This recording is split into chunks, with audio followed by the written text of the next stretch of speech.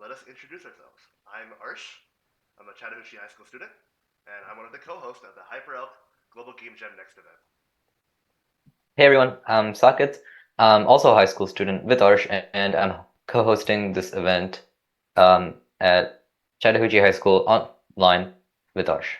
Yeah, and time to present our very special guest speaker, Edward Zhang, president of the University of Pennsylvania Game Development Club and computer graphics researcher. Take it away. Thank you, Arsh.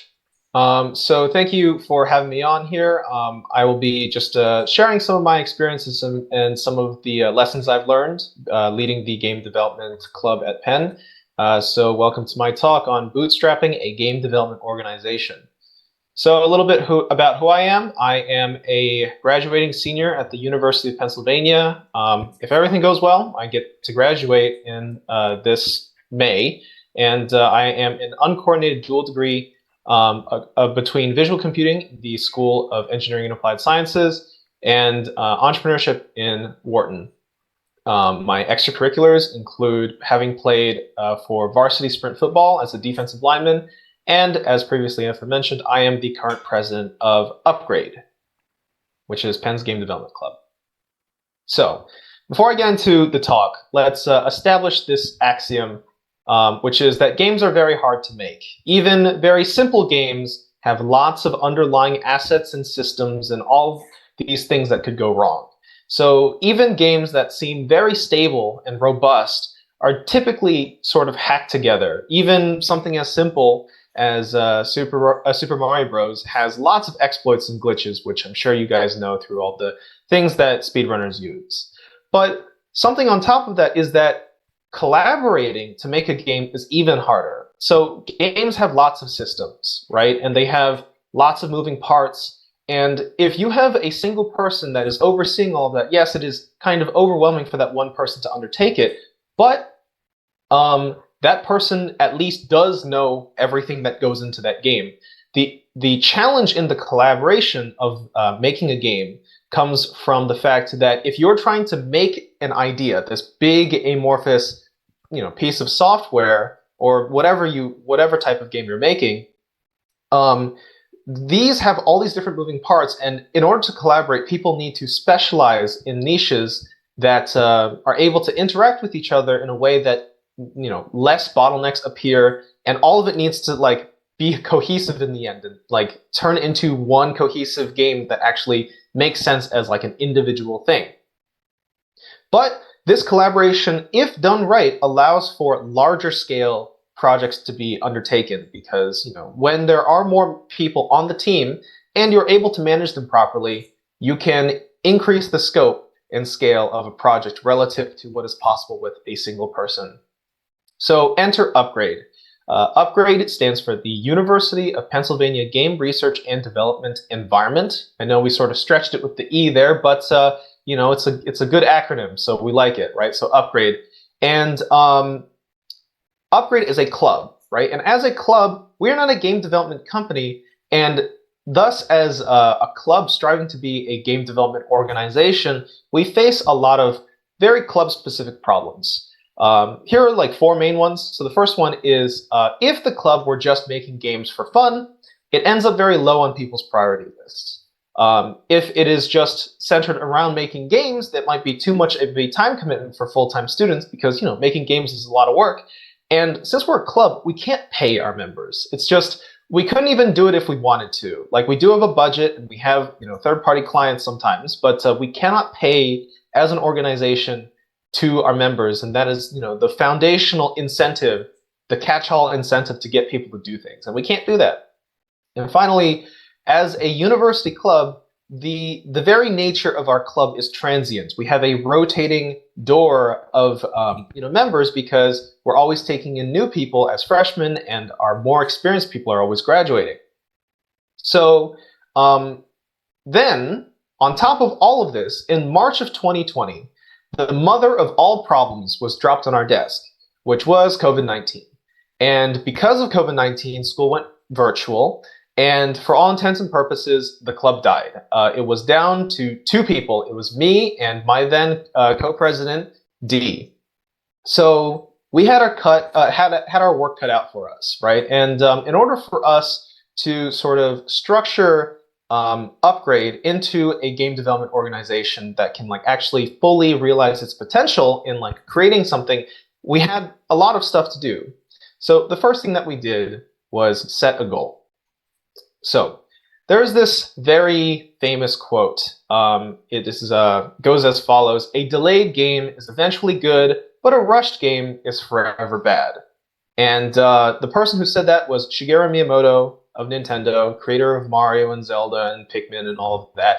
And as an artist, I very strongly resonate with this sentiment. I think it's very beautiful. It's just like, make sure something is good before you put it out there.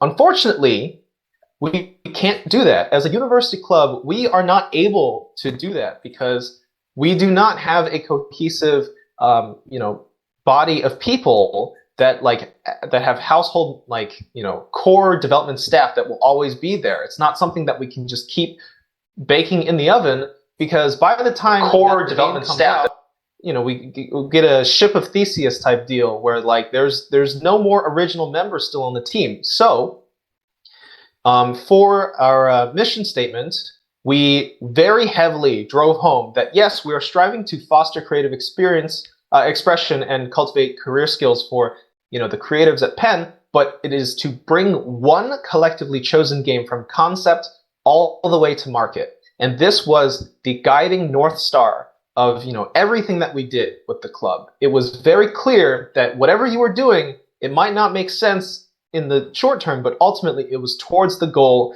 of bringing a game from concept all the way to market. Because if we don't do that, the club as it exists that currently works on the game will no longer exist, and we need sort of ironclad proof that our club did do work, and it needs to be on showcase for everybody to see. So with our North Star established, the next part was organizational structure, and this definitely was a learning process. So our organizational chart from 2021 to 2022 looked like this. And there's a lot of moving parts here. So at the top, we had 2 officers. It was just two co-presidents. And then we had 4 departments. We had art, programming, writing, sound. And each department had a department lead. So art had an art director, programming had tech lead, and so on. And we had a final other team called the game design team, in which one member from each department contributed as a game design member, as well as each department lead and the officers. And that was a lot of people. And the game design team, it was designed so that each department could give input onto what ultimately ends up in the game. But when there's so many cooks in the kitchen and so many varying levels of experience and thoughts on what the game should be, ultimately these meetings, these game design meetings, would turn into massive hulking 3-hour, 4-hour meetings that have to be split across multiple days.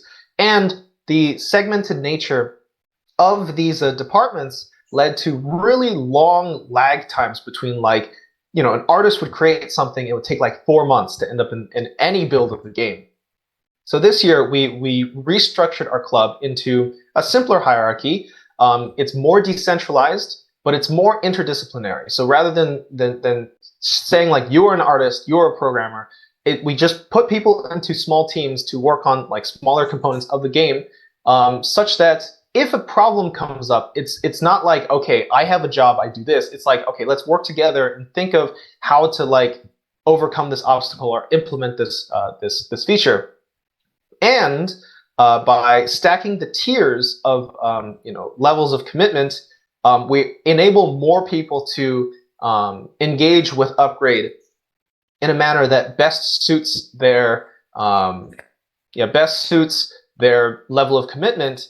Because when people are constantly feeling that they're not up to snuff or unable to contribute, though they're more likely just to sort of drop it entirely, right? But by allowing for members to just sort of be part of the community and attend events, speaker events and whatnot, or socials, while showing up to events here and there, this allows them to stay involved with the club and still contribute without always feeling pressure to deliver something that they just can't. Whereas, developers and the business team are more fully fledged members that like are on the hook for the development of the actual game. So currently, this is a lot more decentralized. Everything is in interdisciplinary small groups, and that is the current organizational structure that we have implemented. So finally, now that we have a goal and we have organized our group into like a structure, how do we like motivate these people to like do anything, right? So the incentives that we can like apply here are not money. We can't do that, right? That is off the table. So we had to think of what else we could provide. And the first thing is hands-on skills. As freshmen coming onto our club, lots of new members have absolutely no game development experience whatsoever. They've never opened Maya. They might not even have drawn in like Paint Clip Studio, Studio Clip Paint or whatever. They've never opened Blender. They've never opened Unity. They've never used C#. So in order to do that, in order to like facilitate the acquisition of these skills, we just sat down as board members and we wrote lots of tutorials and wrote lots of base code and gave them very structured steps on like implementing all of these features and like testing them in terms of like what they're able to create. This gave people a very structured roadmap of like, I'm going to learn this and then that can allow me to do this. And in the end, we let people present what they were able to do. And there's a very clear distinction of like, I could not do this beforehand and now I can. The next thing is trauma bonding. And I'm being a little facetious in using trauma bonding because really this is team building, right?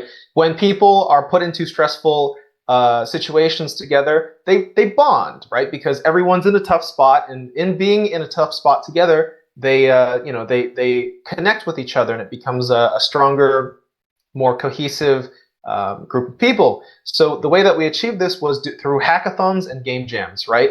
Doing a 6-hour hackathon on a Friday evening. Yes, it's not like your traditional sense of fun, right? In fact, it's very stressful, but you share memories, and they're like, people remember these things, and ultimately we get to, show off everything that was created, and like you have something to show for all of the work because you were working nonstop, as well as like we do award like prizes and stuff. And last Halloween we actually had a game jam that was 24 hours, and people created like from nothing to an entire game that like most people hosted on like Itch or something. After 24 hours, and they did get trophies for their trouble. And as university students and as the university club, we can leverage sort of the alumni network and just like general name of our university to connect with the people in the industry. We've had 2 guest speakers so far, and we're lining up multiple others. We had one from Valve, the Steam company, Brian Jacobson, who's a senior programmer there, and a gameplay programmer from Amazon Game Studios, Maggie Cheng, who was actually an alumni of our club. We also attended PAX East in Boston, and there we were able to meet people, in person, like professional AAA and indie game devs in the flesh, and we got like to connect and like talk about our experiences as like student creators versus like professional creators, and like also it's just like it's a fun trip. So on top of all of these things, this year, we're probably going to go back to PAX. We're trying to pull together the logistics for attending GDC, and we will be competing in a 48-hour game jam in Texas A&M University Chillennium, which is the largest student-run game jam in the world. And just to toot our horn a little bit, we get to be the first Ivy League that goes. So yeah, suck on that, Princeton. So anyway, that's a lot, right? We established a lot of things, and what are the results? Well, previously I mentioned, as of March 2020, we had 2 members, and currently we have 119 members. So we have a thriving Discord community. We have, we always seem to do an event on Halloween, so we've got like we have lots of pictures of like us in a group, but we're all like in costume. But people are able to communicate on the Discord and like together we have been able to launch our first game onto Steam, which is Bionic Traveler.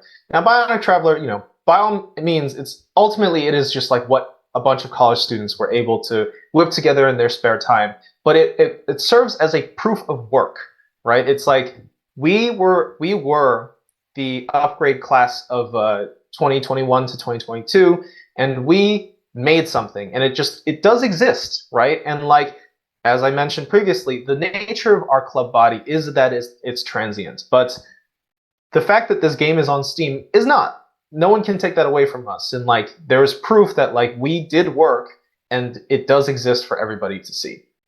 On the right is like another smaller scale project. This was like a project that we did during the game jam, so that's also hosted, but it's on Host on Itch, which is like easier to get on. But anyway, that's all I have for you guys. That was sort of my experiences in bootstrapping the game development club at Penn, and I'll open it up for questions. Thank you. Thank you so much, Mr. Zhang. And let's give a virtual round of applause for his presentation. And we now have presentation questions open in the chat. So,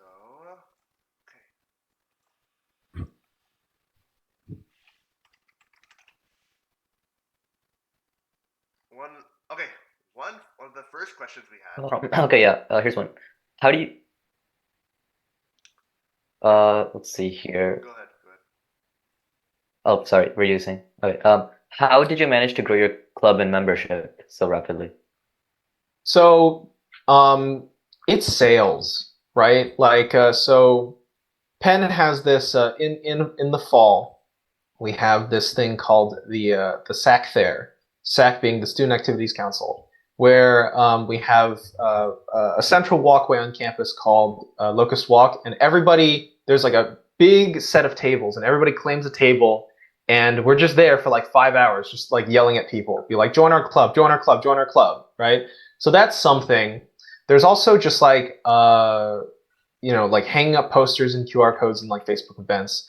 But there's also just sort of word of mouth, right? Like once it was difficult initially with the first year because we had nothing to our name, right? Like no games had been published prior, and like we're just like a small like fun club, right? But after sort of getting the initial class, right, and like pushing out a game, now people sort of we're able to just like show them the Steam page and be like, we do things, right? And as it accumulates, more people take notice.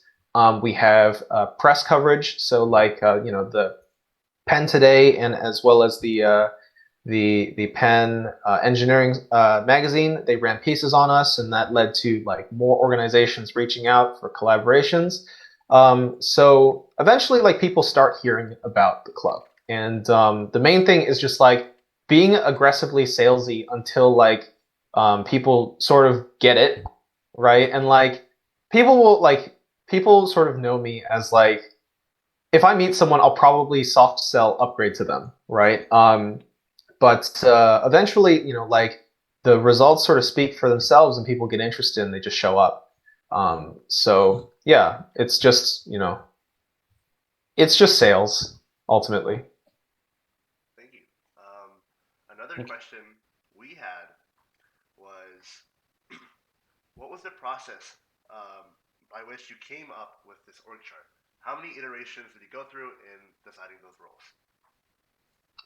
Okay, so yeah, the org chart was pretty difficult because there's like, I'm a student too, right? Like I have 2 degrees, I have like lots of stuff to do, and like I was playing a sport too. So like we were sort of flying by the seat of our pants, especially for the first year. So initially the hierarchy was entirely flat. It was just officers and then like everyone else, right?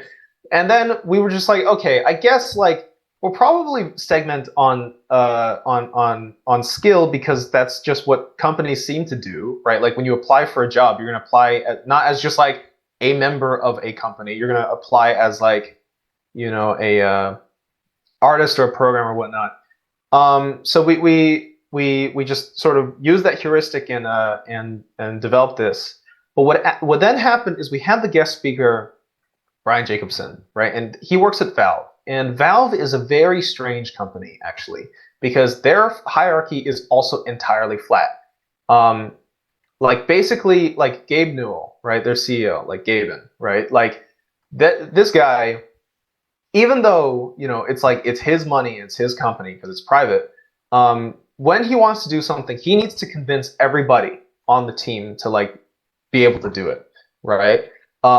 So like he can come up with an idea and everyone will be like, no, that's stupid. We're not doing that. So like what this means is that everyone in the company has a lot of agency, right? The first thing, and something very like famous about Valve is in their office, their desks have wheels. Okay, like the first thing that you do as a new hire is you read a manual on how to set up your desk. Okay, because the reason why your desk has wheels is so that you can like you sort of push your desk around and like you shop for projects that you're interested in doing on the first day. It's not like your boss, your manager tells you like, okay, you do this. No, you like you look around and like see what you can do. So you could theoretically, when you get hired for the first day, decide like, okay, I want to start my own project. And if you just like push your desk around and sell your idea to enough people, you can just garner your own team and you're just like part of your own project. And the reason why they're comfortable in doing that is because Valve does not hire inexperienced people.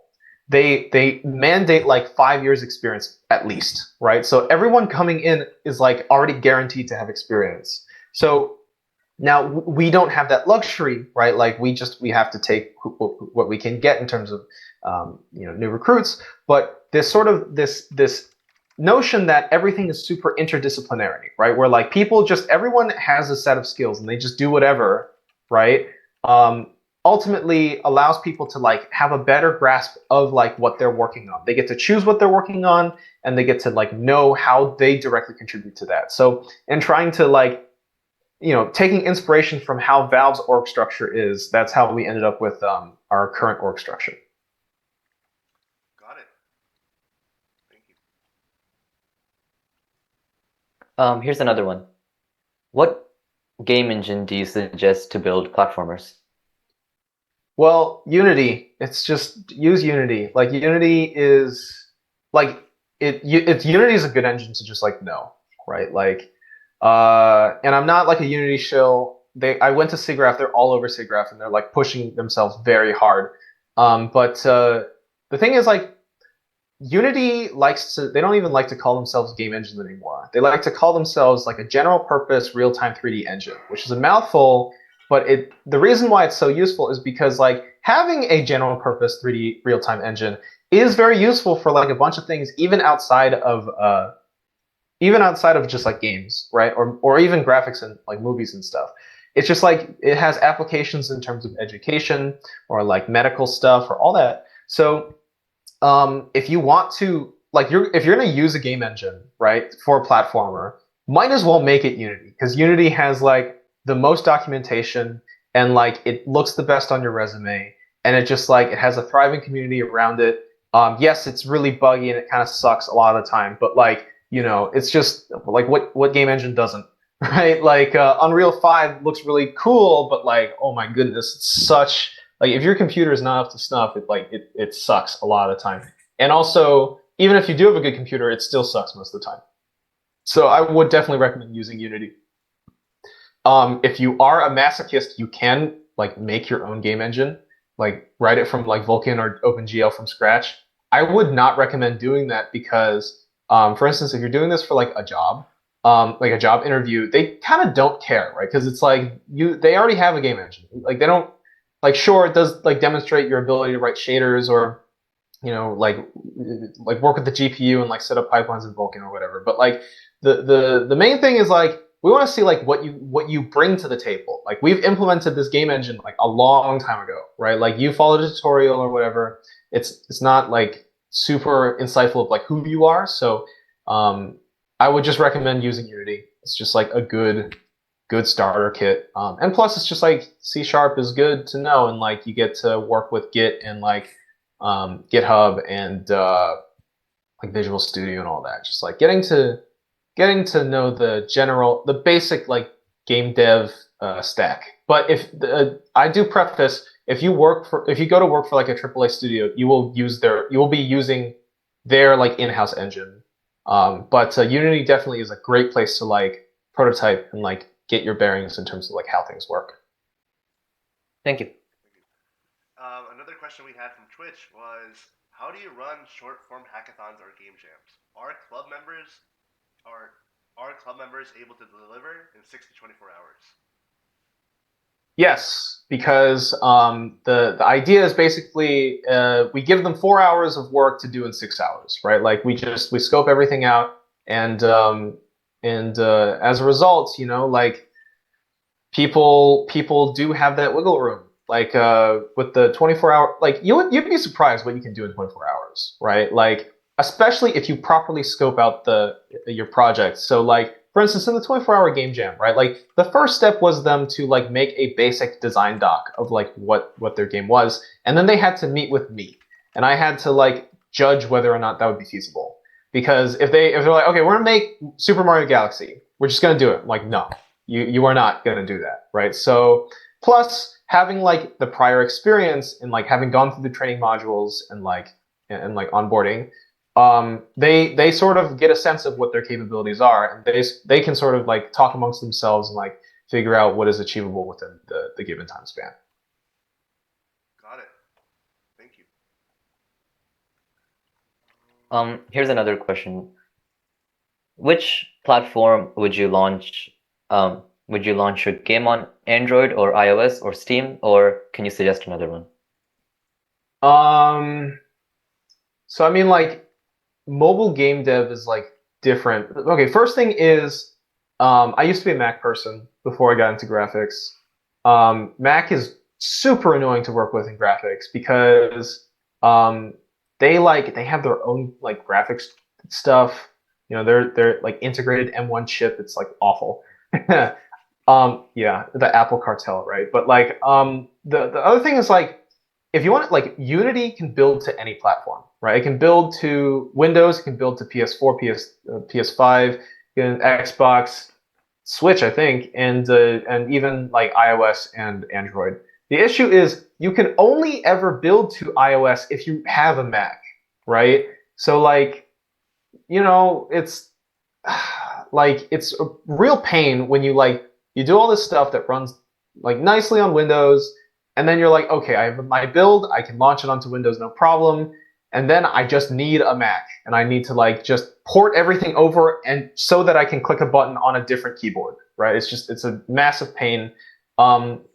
If you're catering, in terms of like marketability, if you're catering towards just like more hardcore gamers, definitely go with PC because everyone has a PC, right? And if they want to play your game, they'll be able to play it. Whereas like PS4, PS5, PlayStation, Xbox, and Switch, they all have like third-party approval things that you need to go through with like each of the respective companies. But if you want like a casual game, probably the best platform to build to would be mobile iOS because most people have iPhones. Androids are easier to develop for. So if you want like a quick, simple game that a lot of people will play, probably iOS is your best bet. It's a little different in terms of how to like debug that code and like the game that you build because you need to like build it on your laptop or your computer, your workstation, port it to your phone, and then test it on your phone, and then like do it over again. Whereas like in a PC game, you just like you play it in the editor and like it plays as you would expect. So I would say like so for like stationary gaming, I guess Windows would be your like starter place to go. But if you want like just casual, then probably mobile. But ultimately, this is a marketing question, and it boils down to who your intended market is. Identify like what kind of like gamer you're catering to, and figure out what platform they'd be on. Got it. Yeah. Thank you. And I think so. Kathy, you want to take the next question? Yeah. Here's one. Do you have any tips on how to establish that core vision? The what? The core vision. The core vision? I think they're talking about when you were talking about the feature of like going through the games and deciding like the structure and like honing down the perspective of the game. I think. Of the game or the organization? I believe the game. The Yeah. game. Well, this boils down into, this is a design question. It's not like a management question. So games formally are a closed system in which there is a dynamic. Sorry, I got to remember this. Okay, games by definition are closed systems with like established goals in which they feature dynamic feedback that like push you towards that goal, right? So once you identify each of those elements, right? Like identify what the goal of your game is, and identify what your what the feedback that you will provide that like pushes you towards that goal, and as well as like what constraints that you will set inside of like the realm of your game. That's when you have your core architecture, and this is where you like determine what kind of like gameplay loop that you're trying to create, right? Like, what is the appeal of your game, right? Because like, for instance, if it's like if you're playing Dark Souls, right? Like, part of it is like the challenge, but part of it is the experience of exploring and discovering how the interconnected world works, right? Like, you got to understand how the appeal of your game is like supported by the gameplay loop and like the structure, the constraints, and the feedback, right? Like if you have a game that has an appeal, like for instance, right? Like if you have a game where the most fun part is like shooting people in the head, right? But all of your missions are like fetch quests, like go follow this pigeon, right? Like that is the appeal of your game is incongruous with the feedback loop of the game. So you need to make sure what the appeal you're going for is, and then design your feedback loop around that. And there's lots of like game design like terminology around that, like positive, negative feedback loops, flow states, etc. So like, main thing is just like know what sort of core mechanic you want to build your game around. And like a lot of people, okay, this is like a lot of people build the story first and then the game, right? And that's okay as long as the appeal is the story, right? But if the appeal is not the story, work on the gameplay first, right? And then like you can contextualize it with story. Got it. Thank you. I think we're gonna show one of our last questions for today. I think this will be a great one to end on from Twitch. Any books or courses you would recommend? Books or courses? Ooh. I had like required readings for my game design course that I didn't read. There's a ooh. I mean, I don't know. It's like I would say really like you YouTube it, you find a lot of good stuff on there. Like there was this channel that I did use to study for my midterm because it did like cover all the stuff. I don't really. Let me see if I can find it real quick. Um.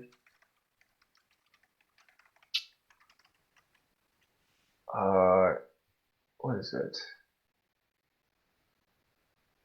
Yeah, I'm not quite sure, but there are lots of things on YouTube. Um. So yeah, I'm not quite sure. Main thing is like, okay, actually, my best advice for you in terms of like getting a hang of game design is to play a lot of games. Okay, because when you play a lot of games, you'll like sort of figure out when things are good and when things are bad, and you will like figure out like why, and then you just gotta think critically, right? Like why was that death like nonsense, right? Like why was that not fair? Why do I feel upset by that? Or why was that so exhilarating, right? Like if you play a bunch of games and like expand your like gaming vocabulary, right? Then you can sort of get a better hang of like what is like the design aspects, and then like then as you like come up with ideas, you can like, okay, I'm gonna now look into this and like find the formal name and like read up on that if needed. Got it. Thank you so much. Let's give another round of applause for Mr. Zhang for coming to speak to us today. No problem. Yeah, it was really awesome, and we'll be now ending the workshop. Thank you guys so much. Yeah, thank you for coming again. No problem. Happy to Great be to have here. you Thank you here. for having me. Thank you for having me. So, yeah, good luck with the rest of your game jam. Thank you. All right, bye-bye.